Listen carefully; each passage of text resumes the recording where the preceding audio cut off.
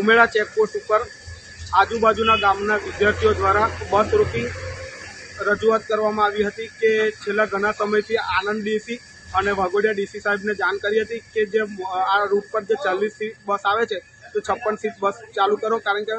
40 સીટની બસની અંદર 70થી વધારે બાળકો બેસીને જાય છે, તો એના સ્થાનિક બાળકોને બેસવા માટે જગ્યા નહીં મળતી, તો બાળકો દ્વારા ઉગ્ર રજૂઆત કરવામાં આવી હતી। તેના અનુસંધાનમાં બાળકોએ મને ટેલિફોનિક જાણ કરી। હું સ્થળ પર આવ્યો અને મેં પરિસ્થિતિ જોઈ ત્યારે ખરેખર બાળકો આ સમસ્યાથી ઘણી બધી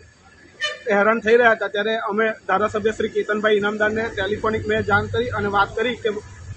સાહેબશ્રી આ રીતે સમસ્યા બાળકોનો છે, તો ધારાસભ્યશ્રીએ તાત્કાલિક ડીસી સાહેબને સંપર્ક કરી અને તાત્કાલિક હંગામી ધોરણે અત્યારે 56 સીટની બસ ઉમેરા ચેકપોસ્ટ પર મોકલી આપી છે અને ધારાસભ્યશ્રી દ્વારા